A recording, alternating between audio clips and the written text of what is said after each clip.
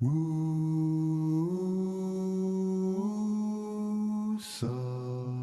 wake up South Africa. You've been sleeping far too long. Wake up South Africa. Now come along and sing this song. Wake up South Africa.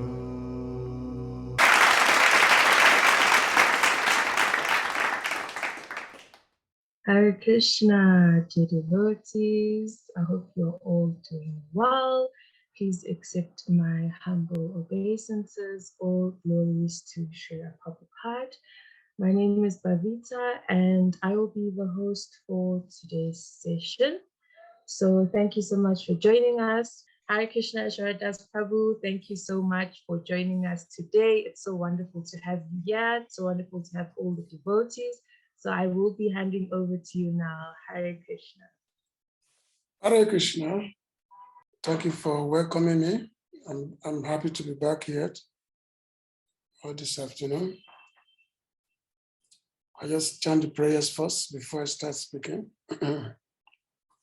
Agyana Trimendasya Ganangana Salkaya Chaksusumulita Yena Tasma Sri Gurave Namaha Sri Chaitanya Mano Bishtan Stapita Yena Bhutale Sayurupakadam Mayadadati Swampadanti Kan Bandeham Siguru Shitan Padakamala Siguru Vaishnavam Scha Sirupan Sagajatan Sahagana Ragunatan Tanvitan Sajivan Sadhuetan Savaditan Parijana Satan Sri Krishna Chaitanya Devan Shri Radha Krishna Padasahagana Lalita Sri Vishakavitam Scha Hey Krishna Karuna Sindhu Dinabandhu Jikapati Gopesha Gopika Kanta Radha Kantana Masute Tatakanchala Gourangi Radha Bindamanisware Vishabhana Suti Pannamami Hari Priya Namamo Vishnu Padaya Krishna Krishna Bhutale Srimati Bhakti Vedanta Swami Namine Namaste Saraswati Devi Gauravani Vacharini Nebisi Sasinyavadi Pashishtarine Vanchakapaturabhyascha Kripasindhyacha Patitana Pavanavebhyo Vaishnavebhyo Namo Namo Sri Krishna Chaitanya Prabhu Nityananda Sri Advaita Gadadhara Sivasadi Gaura Bhakta Vrinda Hare Krishna, Krishna Krishna, Hare Hare, Hare Rama, Rama Rama, Hare Hare. So I'm happy to be back here this morning.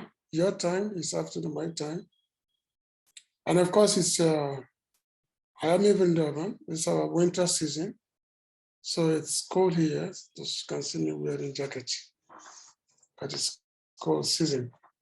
I guess it's cold also in Johannesburg.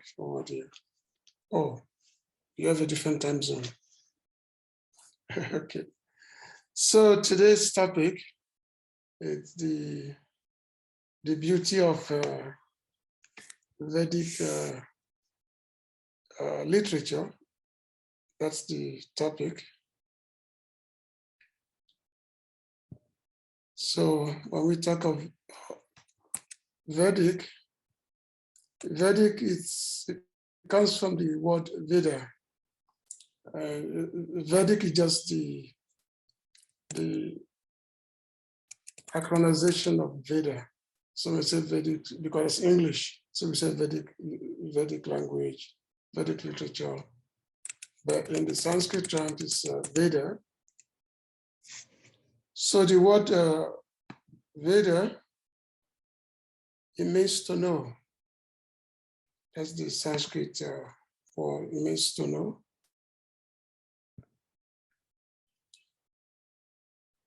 When we say to know, let me just open my file here.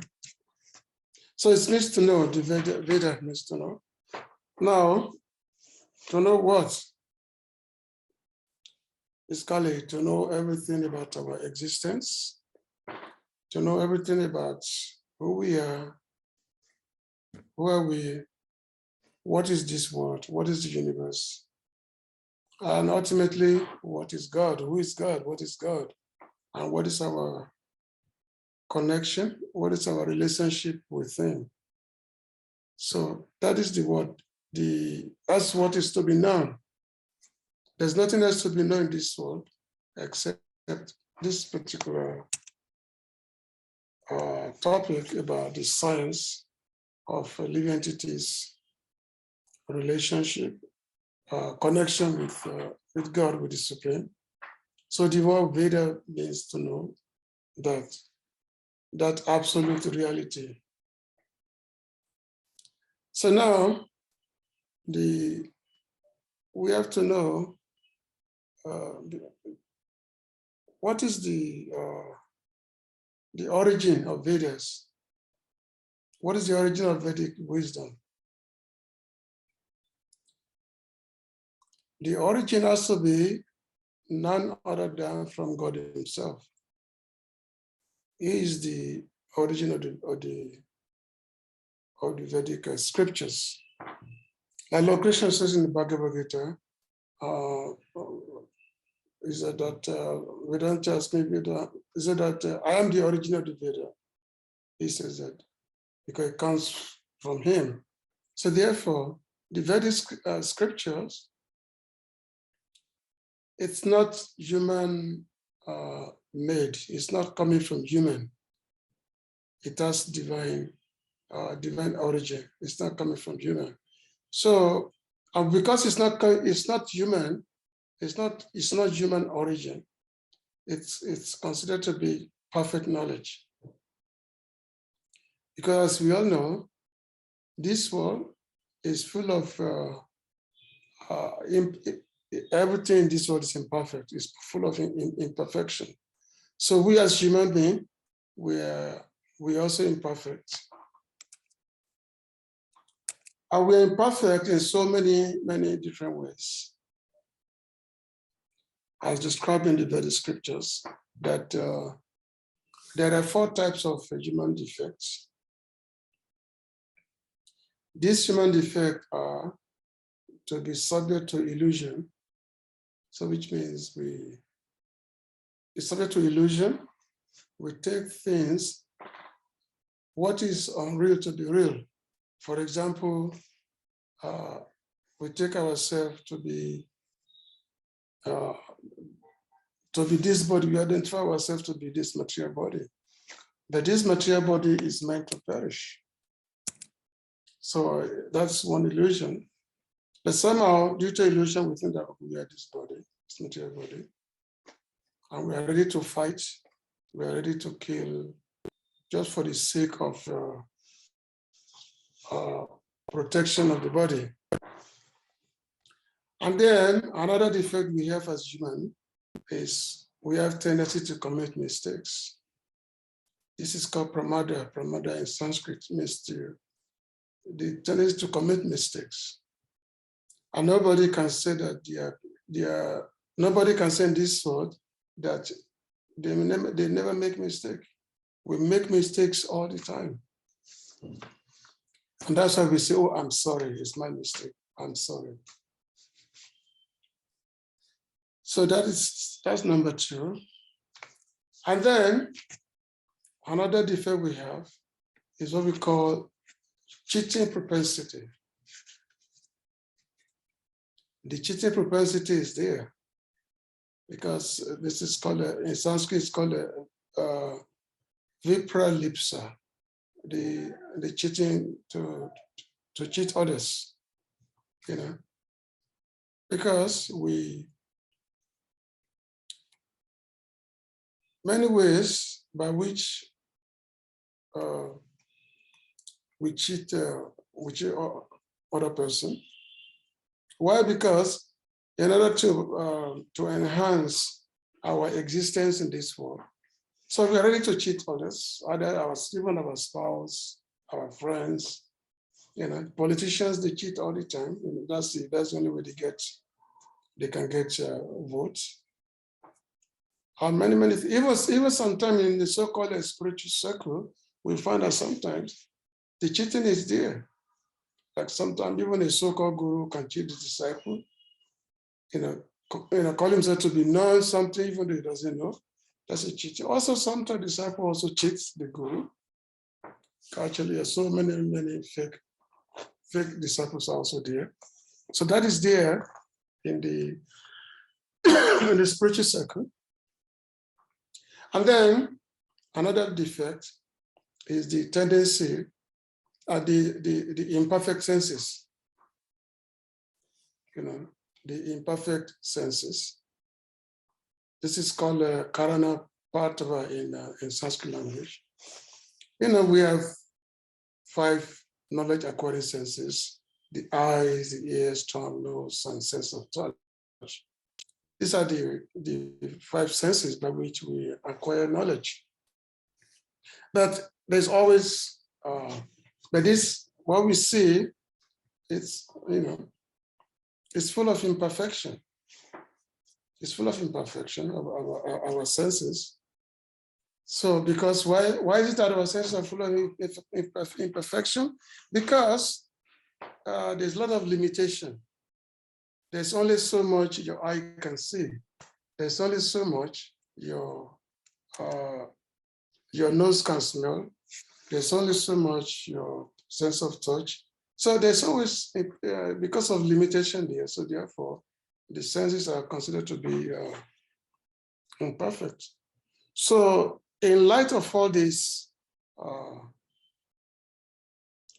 4 defects of human beings, it's impossible to really give what we call perfect knowledge. Whereas when we say Veda, Veda means perfect knowledge. It's perfect knowledge because it comes from perfect source. So therefore it's called Apurusheya. Yes, Purusheya, it is in Sanskrit. Purusheya means what is of this world. That's Purusheya. Whereas Apurusheya is what is not of this world, what is beyond this world. Just like we go, many of us, we all went to universities, we gathered, so much knowledge, especially the scientific knowledge, all these things. But we know that those knowledge is always changing all the time. There's so many formulas, those formulas are always changing. So therefore, which means what you learned, last year, it changed this year. So that's the nature of materialism, material knowledge, because it's full of imperfection. It's full of imperfection because it's coming from imperfect sources. Whereas Vedic knowledge, Vedic wisdom is not like that. For example, Lord Krishna spoke Bhagavad Gita 5,000 years ago. 5,000 years ago, Lord Krishna spoke Bhagavad Gita, but the same knowledge that was spoken 5,000 years ago is still as fresh as today. So you can see it's still as fresh as today. When Lord Krishna said that Mamaivaso Jiva Loke Jiva Bhuta Sanatana Manasastan Indriyani Prakriti Stani Kasati, that the all living entities are my eternal part and parcel. But living entities, they are struggling with material nature because they turn their back towards me. So that knowledge, which is true 5,000 years ago, the same foundation, the same knowledge is still true today. Same knowledge, same wisdom. And as a matter of fact, the same knowledge is there, and the more you read it, the more enlightenment you get. Actually become fresh day after day after day. Each time, even though the same Bhagavad Gita, like many of us who have been practicing Bhakti Yoga in the past 30, 40, or 50 years, or even 60 years now, because ISKCON is almost 60 years, we find that even though what we have read in the beginning, if you read the same today, we will find new enlightenment from the same thing that we read today. So that is the beauty of the Vedic wisdom, by which the principle of Vedic wisdom is the Bhagavad Gita, which is spoken by the Lord himself. It came from the mouth of the Supreme Lord, who is the supreme perfect being. The Lord is all perfect. We living entities, we are imperfect. but the Lord is all perfect. So therefore, knowledge that comes from humans is subject to imperfections. But knowledge that comes from the Supreme God, knowledge that comes from the Supreme Lord is always perfect. There can be no mistake, there can be no cheating in it. So therefore it's always perfect. And that's why it's always beneficial to all living entities. Now, as we are analyzing that the Vedic scriptures are of divine origin. Now, sometimes we may say that, okay, what happened to other branches of the good? After all, there's so many other branches of knowledge. There are other ways by which we can gather knowledge. So how can we say that such knowledge can be said to be imperfect? So the Vedic sages, they have analyzed the varieties of ways to accumulate knowledge, to ascertain what is said to be the truth, to ascertain what is said to be the truth. So they have analyzed, and they have analyzed it to be 10 different ways by which what we call Praman. Praman means the method of acquiring knowledge. So they've analyzed 10 different methods, and they give them as follows. One is called Arshia. Arshia means the method by which knowledge which have been spoken by sages, by Vedic sages, or by, it can be by demigods. So they're spoken different knowledge. For example, we have many sages like Kapila, Gautama, Patanjali, Vashishta,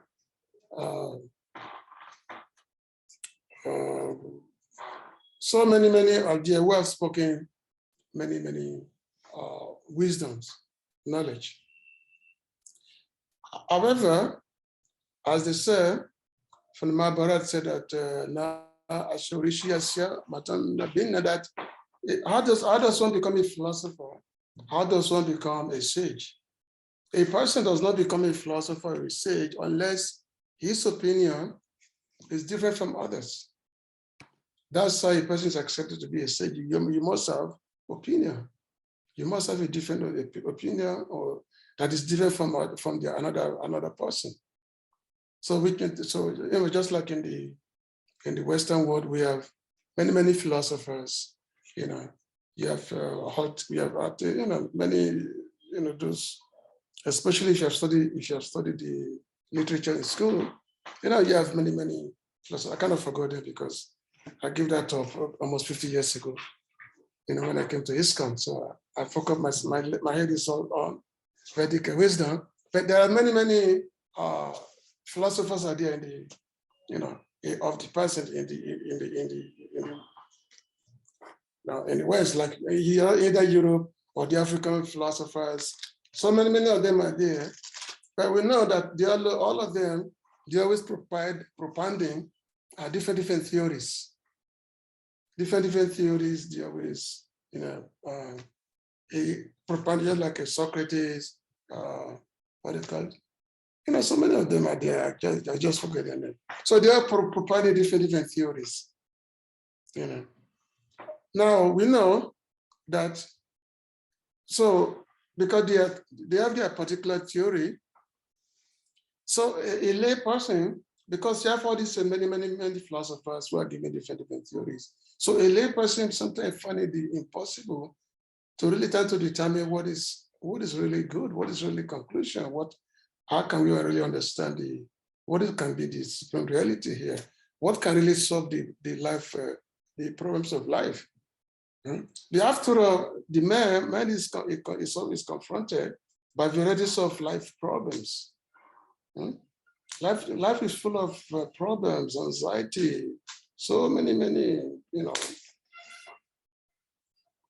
unpalliative aspects of life. So therefore, we take short of philosophy to see how we can really, extricate ourselves from all these life problems. But many philosophers are there. So it's difficult to relate that to, because there are different philosophers are saying many things. They're giving different prescriptions, how you can deal with the life problems. So therefore, it makes it difficult to really understand who to follow, who to accept. So that is one. Now, another method of acquiring knowledge is called Upaman in Sanskrit. Upaman means by comparison. By comparison of an unknown object, we can take an object of unknown by which we can use it to determine something. For example, we might have seen a cow before, but we have not seen a forest cow. So if somebody tells us that there is a forest cow, so because we have seen a cow before, we must say, yes, there must be a forest cow. After all, we have seen a cow before. So that's another method of acquiring knowledge called by comparison. And then another method is called Atapati, means presumption. For example, we can assume a fact by assuming something. For example, if you see a fat person, you may say that this person is very fat, but we don't see him eating food. How come he's fat, or this person does not eat food? So we can assume that this person is fat because he must be eating food at night. So he must be eating food at night. So therefore, he's fat. Otherwise, how can he be fat without? You don't see him eating food. That he must be eating food at night. So this is what we call knowledge by presumption, atapati. And then another method of acquisition of knowledge is what we call abhava. Abhava means non-existence. Bhava means existence, to be. Thus, if you have studied some Sanskrit, bhava and abhava. So bhava means to exist, and abhava means to not exist, which negates the word bhava. So abhava means non-existence. So which means that the non-existence of a qualified object by qualified sense is called perception, which means by perception of something that does not existence of that object. So, for example, a book is qualified by the visual perception, and the eyes are the qualified senses or means of perception. So when one does not see a book on the table, so one experiences its non-existence. So this is classified as a separate category of perception, because there is no actual contact between the object and the sense object. Thus, what is perceived is the non-existence of the object. So, this method, many of the Western philosophers, they've also given some of this analysis also. Now, another method of knowledge acquisition is called sambhava, the inclusion. The inclusion. So, for example, how do we, just like we say 100 rand, for example, if you say 100 rand, so which means it automatically includes 5 rands, 10 rands, and so on. So therefore, we have 100 rands. So this is called inference, or let's say the inclusion of things. So therefore, by inclusion things, we can come to ascertain something. We know that within this universe, there's a sun, there's a moon, there's a stars, there's so many things, different luminaries. So this, we can have this conclusion. Now, another method of knowledge, I hope you are noting down this number 6, Another method of knowledge is what come by tradition. I teach here by tradition. So which means this knowledge is not necessarily written down, but it's something that comes by tradition, and it's normally spoken from, from mouths. Let's say, just like in my old days in Africa, in the village, in the nighttime, the elders, they will gather the children, and they will be telling us so many things. So they'll be telling us so many, stories. We know we're all African, we all have experience of that. Whereby your elders will be telling you so many fantastic stories, So this is called knowledge by tradition that comes from which is passed down, and this knowledge it goes from, even though we have never really seen it before, but it goes from mouth to, it's a tradition. For example, here in India, there is a popular belief. There is in New Delhi, there is a fort called the Indraprastha Fort, and this Indraprastha, it was said to be the palace of the Pandavas. Now, even though we have no written proof or any scriptures authority to support this, but still the belief is there. Why? Because the belief has been passed down from generation to generations to this day. We have this in our Africa also, we have the same thing also. There we have so many knowledge which has been passed down from generation to generations. And we do accept it, even though we really have nothing to really support it, but we do accept it. Maybe because it comes from our elders, so therefore we accept it. So this is called knowledge by tradition. Now, another means of acquiring knowledge is only called by chesta or gesture, by gesture. So, for example, there are different bodily gestures by which all kind of symbols by which we can assume something. Like there's what we call, like, for example, when you put your finger like this, it's like a V. So V signifies it signifies victory, and even just like those who do deity worship, there's what we call mudra. Mudra is whereby there's a way by which you put different fingers. When you have different fingers, you put them different ways, just to communicate certain things. This is called by gesture. This is knowledge by gesture, to communicate certain things. And then another aspect of knowledge acquisition is called pratyaksha, or direct perception. So we can directly perception means what our senses can gather. Just like there's a popular saying that if I don't see it, I don't believe it. They say seeing is believing. In your head is all the time. Seeing is believing.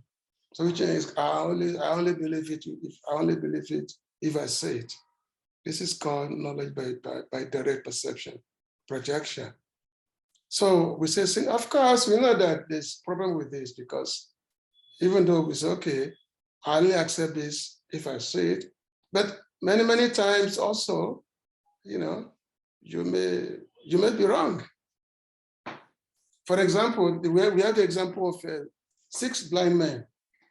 There were 6 blind men, and these 6 blind men, they were led to an elephant. And these 6 blind men, they were led to an elephant, and each of them were touching different parts of the elephant. One is touching the ear of the elephant, one is touching the tusk of the elephant, one is touching the body of the elephant, another one is touching the tail, another one is touching the leg. So they are touching different parts of the elephant. And they were asked to describe what is elephant. So each one is say elephant is this. Each one is giving different description of what elephant is. Because they want to use it, because of what they perceive by their senses. They say, oh, elephant is like a fan. Oh, elephant is like a wall. Oh, elephant is like a stone. So they are giving different answer of what elephant is. And you tell them, elephant is not like this. So they are ready to fight with you. Say, no, how can you say this? Oh, I have touched it. I know this is elephant is like this. So this is the one of the imperfection that is there when we said when we have to depend on what we can depend by our senses, but what we can directly perceive by our senses, and we want to ascertain that to be the truth. So there is a problem with that. And now another method of knowledge acquisition is what we call anoman or inference. So anoman inference means that we accept a knowledge by certain deduction.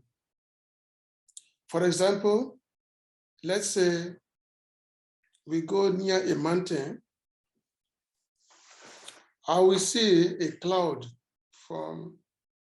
we see a cloud from behind. So we see, no, not a, sorry, we see something, we see a smoke. So if you see a smoke, then we say, oh, the mountain is on fire. Because we see from the distance, the smoke from the mountain, we say, oh, the smoke is on fire. Now, why do we say smoke is on fire? Why do we say the mountain is on fire? Because we have experienced that, oh, wherever there's a smoke, there must be fire. So therefore, if I see a smoke, something like a smoke coming from the mountain, then the mountain must be on fire, isn't it? However, it could be, maybe, if you say that mountain is on fire, that's our proposition. Why? Because it has a smoke. But could it, why? Because the universal proposition is that wherever there's a smoke, there's a fire. So therefore, because mountain has a smoke, mountain must be on fire. So could it be that we may be mistaken? Maybe there's a cloud. There may be a cloud, behind the mountain. In South Africa, I've been to the Table Mountain in Cape Town, a nice mountain. So in the early morning, it may be cloudy, and the cloud may appear to us to be a smoke. So if you are taking that to be fire, so that, oh, the mountain must be on fire because we are seeing some smoke. So that is our imperfection. So therefore, all these nine methods of acquiring knowledge cannot be taken to be valid sources of knowledge. So therefore, there is another method of knowledge acquisition. This is called sabda. Sabda means sound. Sound is a word, a revealed knowledge. So revealed knowledge, because as I said in the beginning, it has no human origin. It has no human origin. It comes from divine. It's a divine source. So because it's a divine source, it's perfect knowledge. Because it's coming from God. It's not coming from human. It's not coming from demigods. Because all these 9 processes of knowledge, of acquisition of knowledge, which we have described, because they are full of so many imperfections. Because the senses are imperfect, and also the tendency of human to commit errors, and also the tendency of human to cheat. As they say that the air to hair is human, isn't it? So therefore, all knowledge in this world that we can accumulate it cannot really lead us to God because it's full of so many imperfections. Whereas the Vedic knowledge, the Vedic wisdom, it's come from God. In the beginning, it mentioned that the first personality, whose name is Lord Brahma, the first personality whose name is Lord Brahma, he's the one who first received the knowledge. He's the one who first received the Vedas.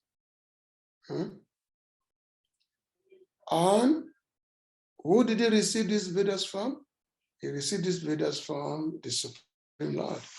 So therefore, in the Vedic scripture, it says, Vedo Narayana Sakshat, that from the Lord, the Vedas come from him.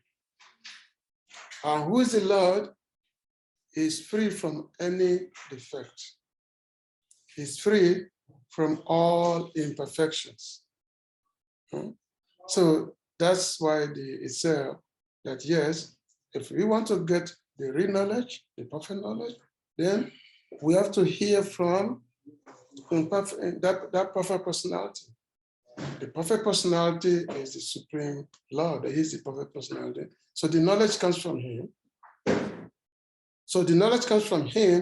And then how is this knowledge transmitted? This knowledge, sorry, somebody is in front of me, so I said this way. So how did this knowledge transmitted? So this knowledge is transmitted through the chain of what we call the disciple succession.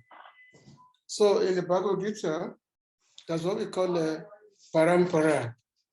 Evam parampara praptam. Imam Rajasa Vidu. This is what Lord Krishna says in the Bhagavad Gita, that this knowledge is come through the process of Vedic, the disciple succession. So it can be this knowledge. And then this knowledge have been coming from passed down from guru to disciple, from that disciple become guru, and then so it comes there from there.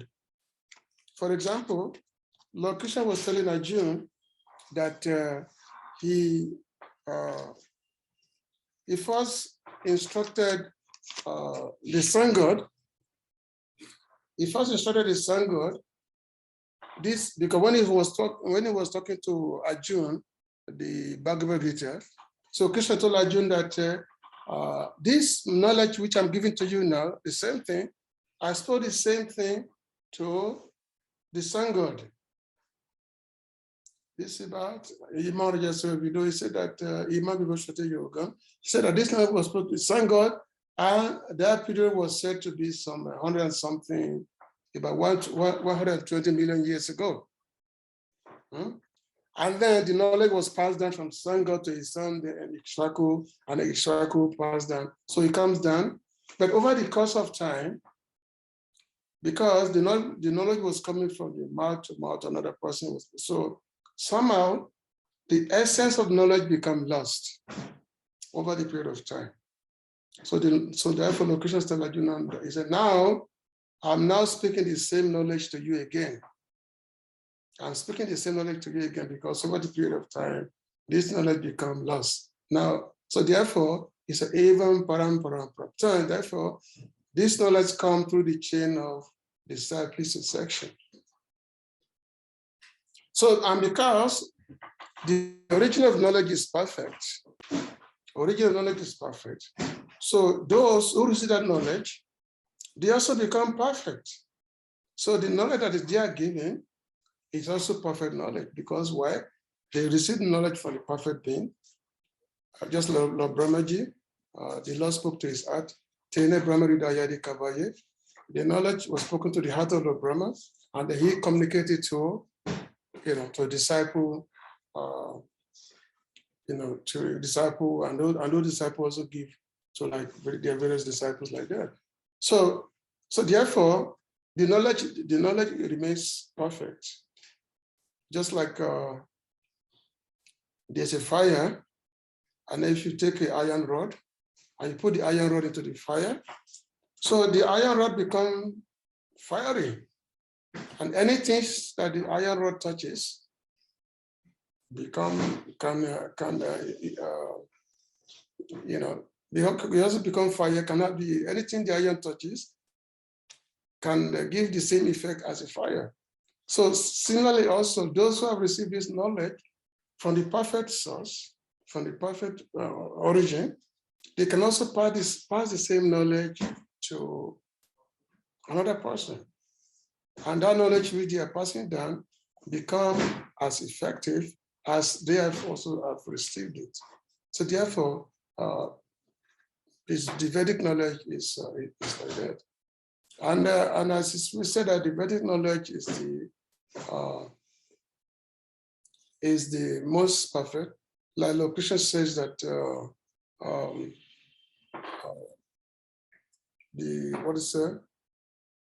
this knowledge is said to be confidential. This knowledge is said to be confidential, and it gives what's that? It gives perfection, and it gives perpetual happiness. Sushukam Katumabhyam is transcendental knowledge because it's transcendental, it's not mundane knowledge. So therefore, Lord Krishna said that this knowledge is full of, it gives happiness. So the Vedic knowledge is that when you cultivate it, and you cultivate the Vedic knowledge from under a perfect person who is coming from a discipleship section, which means from a perfect guru who also, so that knowledge becomes very illuminating.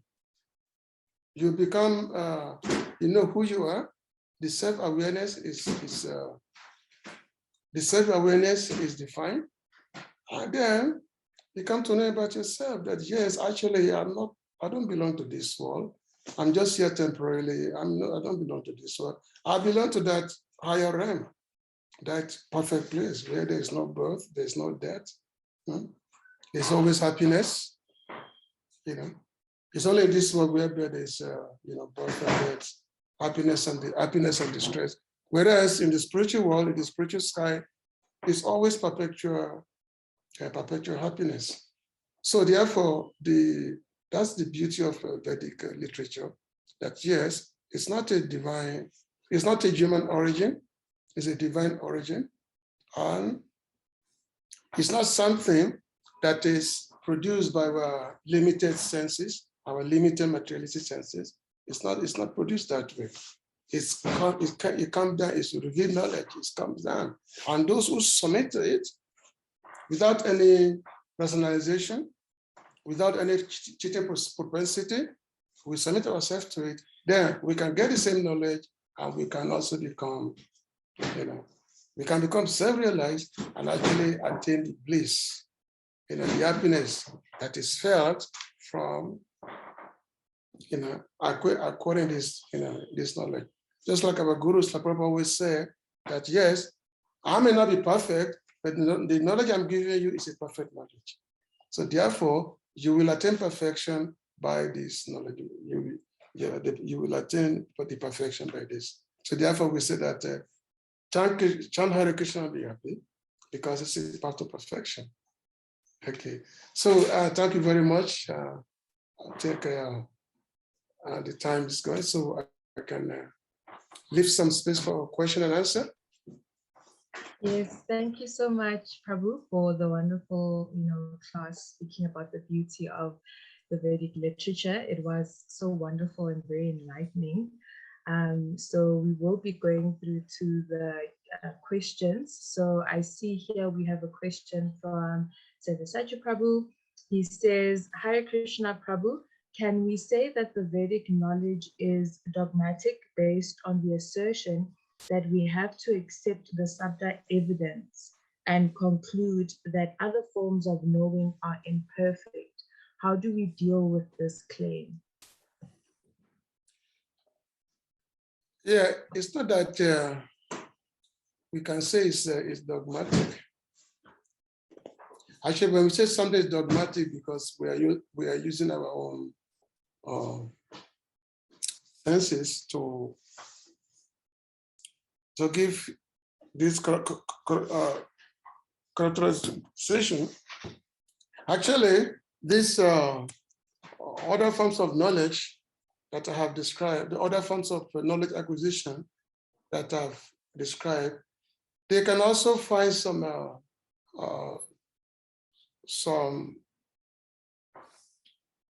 acceptance also.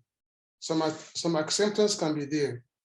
For example, the protraction, which is the knowledge by sense perception, and also the animal, which is knowledge by inference. This can also serve as assistance to subdue it can also serve as subdue this revealed knowledge they serve.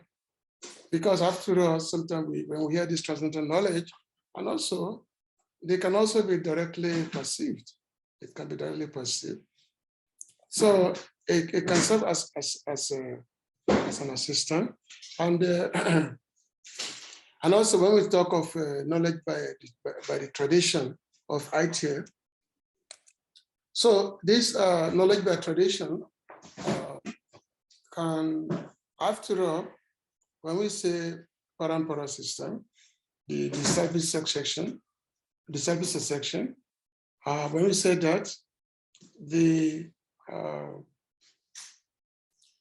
tradition, knowledge by tradition, after all, it comes down from the mouth of guru to disciple, and the disciple become guru, and he also give it to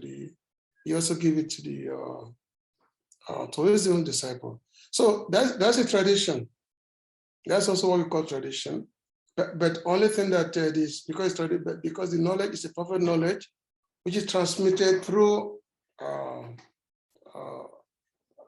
Guru Parampara line or dismissal section. So therefore, it's a sort of tradition also. So this is idea. For example, so many sages, Vedic sages, they've narrated so many stories. So many stories. Now, all these stories which they have narrated, this is all in they back up their narrations with the revealed scriptures. Just like there are many historical books, like Mahabharata especially. Mahabharata is full of stories. Also, Ramayana is also full of stories, so many Vedic stories. However, within those stories are full of instructions, are full of the Vedic, the knowledge of God, by which we can actually attain God, can actually attain the Supreme Lord. So therefore, these are not just ordinary narrations, but they are narrations which are backed up with the Vedic scriptures. So it's not that we cannot use these other forms of knowledge.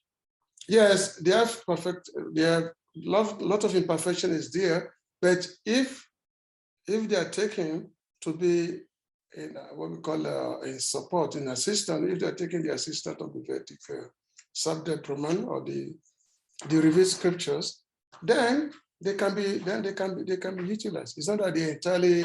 It's not that they are entirely discarded. So we just basically have to be fully aware of when to use all this. After all, in our preaching, all these different methods we can analyze them. Just like when we use logic to prove something.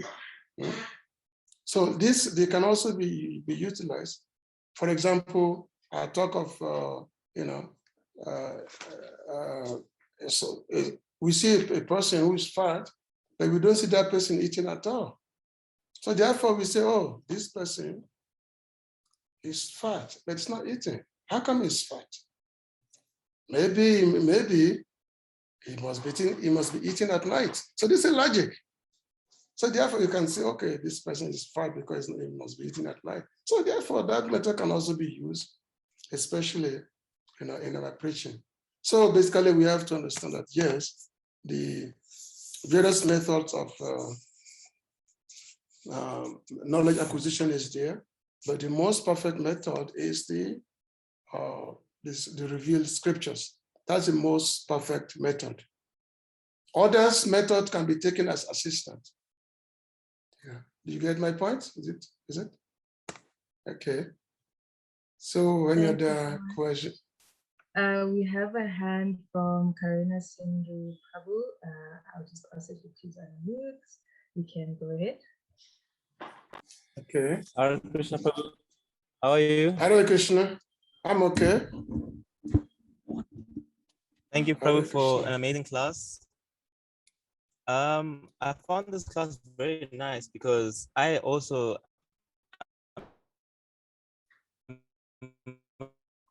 Your voice is breaking.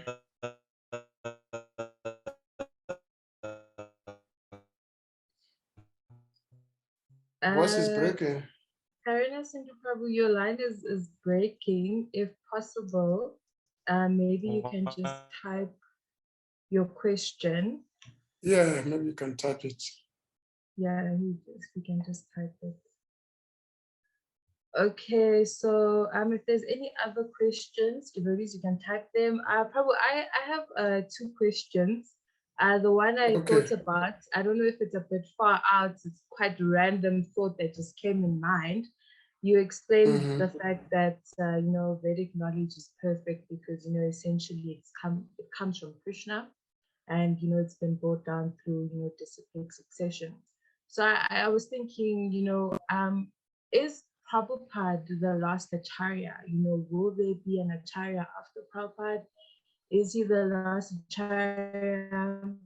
And the knowledge he has given us, will there be an add-on? Or is that, the final knowledge as is that he has, presented to us? No, Prabhupada has never said that. He has never said that he's the last Acharya.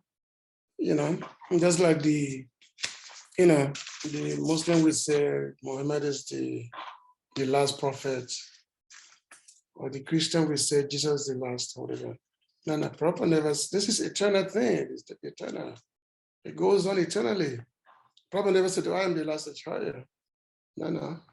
This is not. Prabhupada never said that. Somebody, maybe a fanatic person said that. After many of our devotees, they like to be tend to be fanatics. Sometimes they say, "Oh, Papa is the last one, is the only way." No. That's not our system. Our system is even parampara, because this knowledge was given by Prabhupada's guru to him. He received the knowledge from his spiritual master, and the same knowledge which he received from his spiritual master, he give it unto his disciples. And it's up to the disciples to communicate the same knowledge to their own disciples. So Prabhupada never said, okay, I'm the last guru, I'm the last Acharya. No, Prabhupada never said that. That is, it's not our philosophy. It's not Vedic. It's just speculation. So Prabhupada is not the last Acharya, and the knowledge he gave is not the same. Whatever knowledge he gave, it's up to the disciples, the followers, to expand on that knowledge. We have to communicate the same knowledge to the next generation, go on to eternity, like that. Krishna is not limited. Krishna will always be there. And this knowledge of him will always be there. So Krishna, so there's no such a thing as Prabhupada, the last Acharya, or Prabhupada. His knowledge is only one. No. He never said that. Prabhupada said that just like I'm writing, he told the disciples they should also be writing. He told the disciples also. Just as I'm doing, you should also be doing. I said, whatever I do, you should do 10 times. Okay. He said, whatever I do, you should also do 10 times. Prabhupada said that. Just like one time, there was a question was asked to Prabhupada. Disciples, they asked Prabhupada that Bhaktivinoda Thakur, he said that I have not finished my mission. So why is that? He said he has not finished his mission. So Srila Prabhupada replied, said that is his mercy. His mercy is that he has not finished his mission so that you can finish it. So that is his mercy, because the pure devotee is very, very merciful. So therefore, he always leaves something for the descendant, for the followers to do. So the guru will never say that. The pure devotee will never say, "Oh, I've done everything that needs to be done. Nothing to be done again." No, the pure devotee will never say that. because they're always merciful Thank you so much. for us to do something. Okay. Okay. Thank you so much. Let me, I Okay, just see Karina. here, I see Karina said something here in the chat. Hare Krishna. The Vedas are very scientific. Everything is factual, not only sentimental. But how can we show those who have faith in material science that the Vedas are the most scientific and give them proof of this conclusion? Yeah, that's a very good question. Because I mean, in this world, people have, their faith in material science, but we know that yes, the material science is always changing. They're always proving to be not correct. Many times we are disappointed by whatever this material science have to give. Many times, we're disappointed. Just like right now, we have this. We are having this ongoing pandemic. This what we call the coronavirus. So the scientists, they keep giving different ideas. Okay, this is going to be like this, going to be like that. But whereas there's been no any conclusion.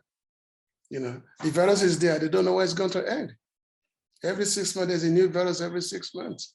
So they don't know where it's going to end. So we're having our faith, but we're having our faith in materialistic science. But it's like pouring water in a basket.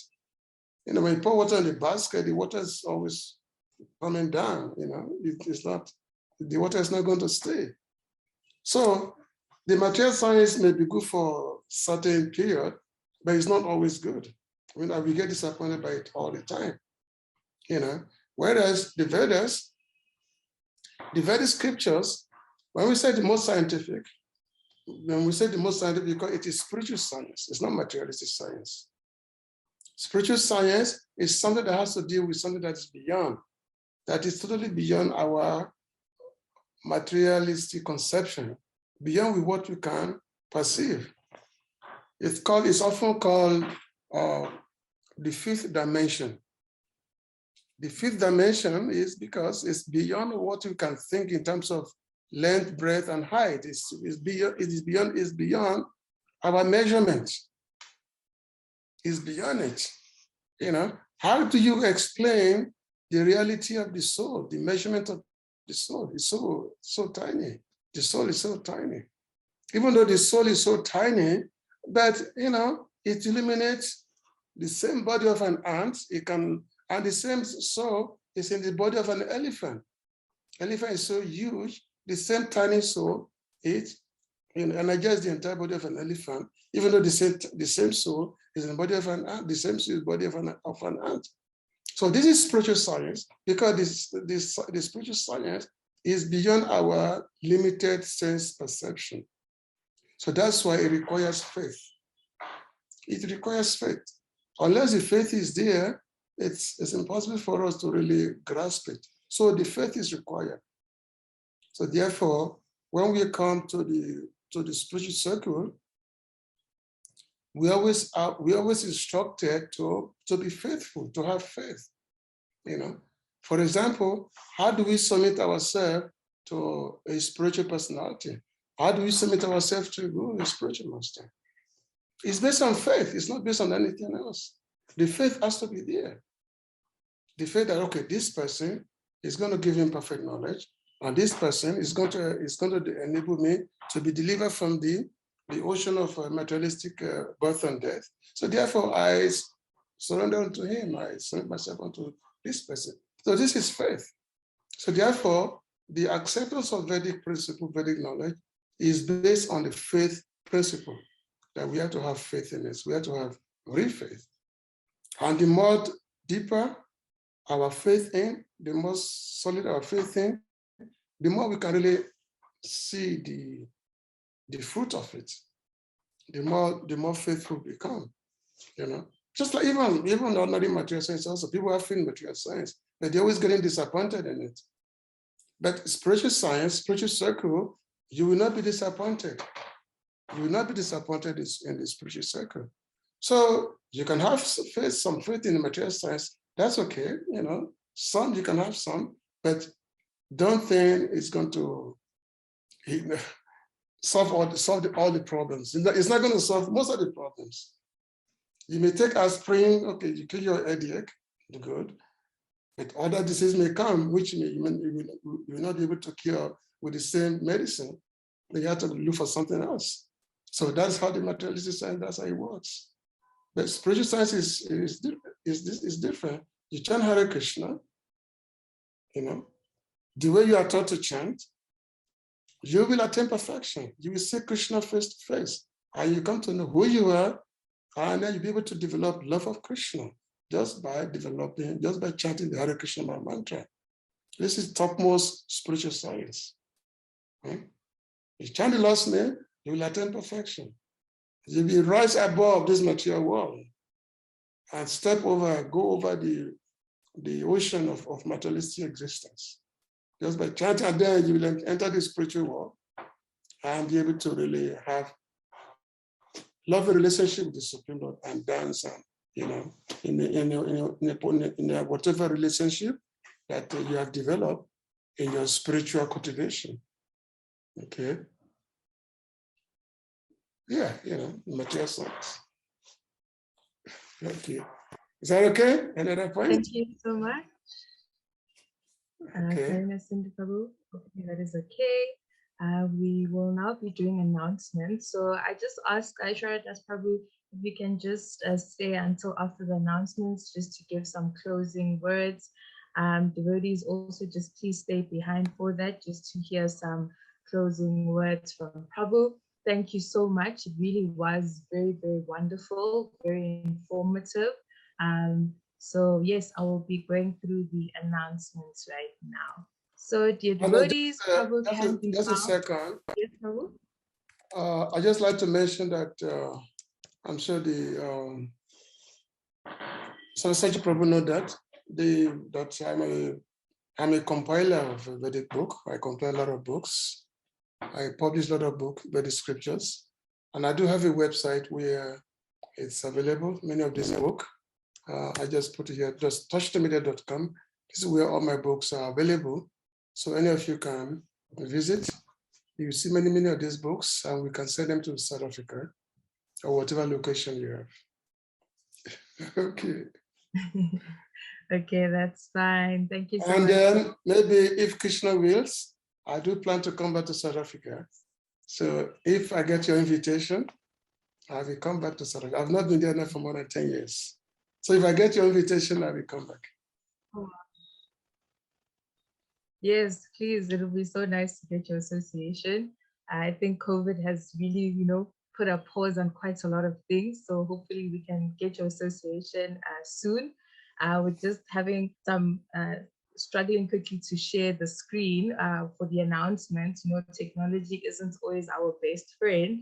So while I'm quickly buying time, I'll ask a question quickly.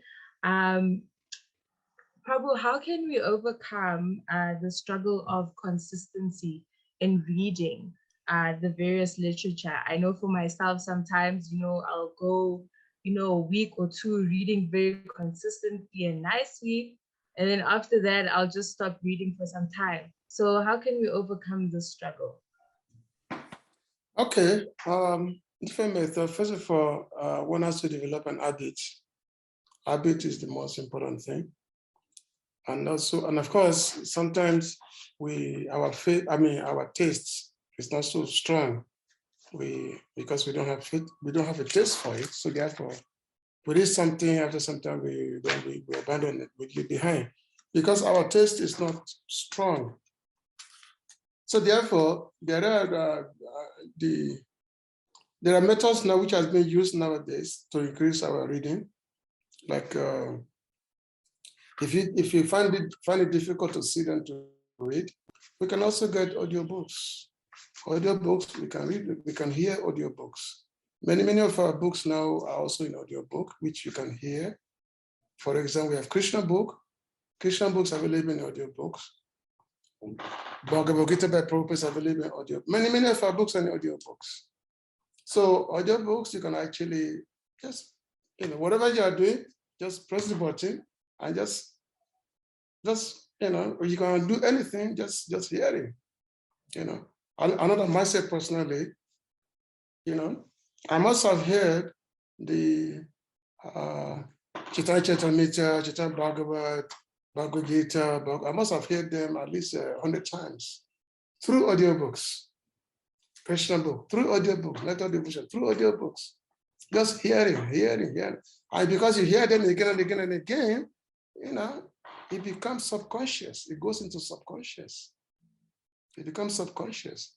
And then you find yourself also, this, even when you're walking around, what you've been hearing, it's registering subconsciously. So therefore, we can take advantage also of audiobooks if we find ourselves finding it difficult to, sit down and read books. That's unless we really have taste to sit down and read. But taste is not there. But take advantage of audiobook. You can just hear and that doesn't take time to do. Okay. Thank you so much. And also, we have to know that this actually food. These are food. Here, this book, this actually in our food. That we have to know. This reading is very, very important. It's food. You're hungry, you eat food. You're hungry. So similarly, also, we have to feel that we're having spiritual hunger. So we're having spiritual hunger. Then the food, our book is there to nourish us. Okay. So we have to feel the hunger. The hunger has to be felt. Okay. Is there another question? Thank you so much. Yes. Let's just see. Prabhu is asking if maybe we can just quickly go through it. How do we justify that the Vedic knowledge transferred through Sanskrit language, that Sanskrit is pure of all other discourse or language, to transfer knowledge fit to perfect human life for the ultimate end? In simple terms, what is Sanskrit and why Sanskrit? Sanskrit is called, of course, a very ancient language. It's very ancient language. Actually, Sanskrit is the origin of all languages. All the languages of the world, they all come from Sanskrit. In the beginning, there's only one language, that is Sanskrit, and from there, every other language comes from that. And that's why today, practically, you can find out every word, many words. You can find them in other words. You can find their relation into the Sanskrit. Just like the word matter, the word papa, all these things all come from Sanskrit, because the language is the same in Sanskrit language. Peter, matter, this is all, come from brother or brother. This is a Sanskrit word. So, because Sanskrit is actually the origin of all languages. So, and of course, the etymological meaning of Sanskrit means to put together. Sanskrit. San means together. Sanskrit means to put together. So many pieces are there, many pieces. And when you put many pieces are there, they want to put them together to form something.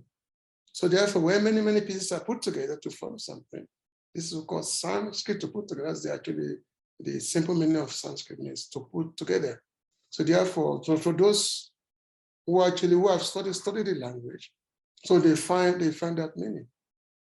And even many those, like in America, the NASA, they find that the Sanskrit language, it's it gives so many avenues. And also the language, it provides an avenue for one to memory become more clear. Many things is there. Anyway, because it's not really easy to study Sanskrit unless, especially coming from so far away, But we are fortunate that it has been many things has been translated from the Sanskrit to English into a particular language. So we are fortunate. So which means we don't have to necessarily exert ourselves so much to study the language, because it's not that easy to study. So that the translation is there. And of course, to practice Krishna consciousness, you don't have to study Sanskrit to practice Krishna consciousness. You can just chant Krishna's name. You can just chant the Hare Krishna mantra, and then you will attain perfection of life. All knowledge will come to you just by the simple act of chanting the Hare Krishna mantra. All knowledge will come to you.